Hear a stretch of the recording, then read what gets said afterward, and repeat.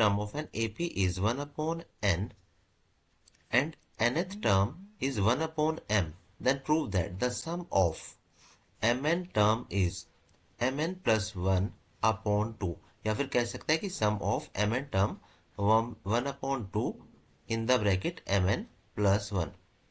दोनों एक ही बात है यहाँ पर। देखिए इस क्वेश्चन को सॉल्व करने पे हमें सबसे पहले जो फर्स्ट पार्ट हमें गिवन है वो है कि mth टर्म किसी भी AP का 1 अपॉन n हो। तो ये हमें गिवन है कि am is equal to 1 upon n, और mth टर्म को मैं a plus m minus 1 into D according to the rule मैं ऐसा यहाँ पर कह सकता हूँ is equal to 1 upon n। Again जो हमारे पास सेकेंड वन पार्ट गिवन है nth term is 1 upon m, तो हम यहाँ पर लिखेंगे A N is equal to 1 upon m, और अकॉर्डिंग टू द फॉर्मूला आप कह सकते हैं a plus in the bracket n minus 1 into d is equal to 1 upon m। देखिए यहाँ पे इसको आप फर्स्ट वन, इसको आप सेकंड वन कह दीजिए और सेकंड वन इक्वेशन को फर्स्ट वन से सब्ट्रैक्ट करा दीजिए। तो लिखेंगे हम सब्ट्रैक्टिंग इक्वेशन 2 फ्रॉम फर्स्ट। तो हमने सेकंड को जब हम फर्स्ट से सब्ट्रैक्ट कराएंगे कैसे होगा, जो हमारे पास लेफ्ट हैंड पार्ट है इससे इस लेफ्ट हैंड पार्ट को हमें सब्ट्रैक्ट कराना होगा। तो हम यहाँ पर कर देते हैं a plus m minus 1 into d minus a plus n minus 1 into d is equal to 1 upon n minus 1 upon m। अभी आप इस माइनस की जब एंट्री कराएंगे यहाँ पर तो ये आपका a भी नेगेटिव और n माइनस 1 इंटू डी भी नेगेटिव में आ जाएगा। तो a plus m minus 1 into d minus a minus n minus 1 into d is equal to, यहाँ पर हम एलसीएम लेंगे तो हो जाएगा m n, न्यूमरेटर में m माइनस n आपका हो जाएगा। a से a कैंसिल आउट होगा। अभी इन दोनों पार्ट में आप ध्यान से देखिएगा आपको मिलेगा d कॉमन, तो आप d कॉमन लीजिए और यहाँ पर कीजिएगा m माइनस 1 माइनस, यहाँ ध्यान दीजिएगा माइनस की एंट्री जब आप इसमें कराएंगे ना तो यहाँ पर हो जाएगा माइनस प्लस माइनस n और minus minus plus 1 is equal to m minus n divide by m N.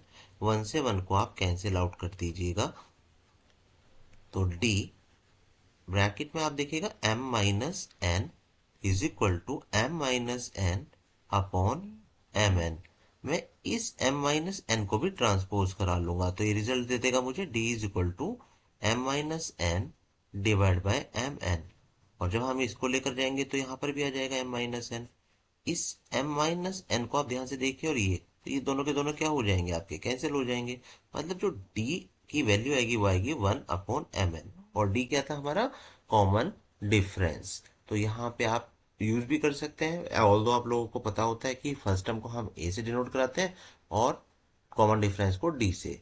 That's why अभी आपको क्लियर हो गया कि आपका कॉमन डिफरेंस आपका क्या है यहाँ पर 1 अपॉन m। इस d की वैल्यू को हम फर्स्ट वन इक्वेशन में पुट कराएंगे। तो ये फर्स्ट वन इक्वेशन है a plus m minus 1 into d equal to 1 upon n। तो चलिए देखते हैं a plus m minus 1 into d is equal to 1 upon n। तो यहाँ पे मैं d को रिप्लेस करा रहा हूँ 1 अपॉन एम एन से। a plus m minus 1 into 1 upon m n is equal to 1 upon n, ये आपने यहाँ पर किया है।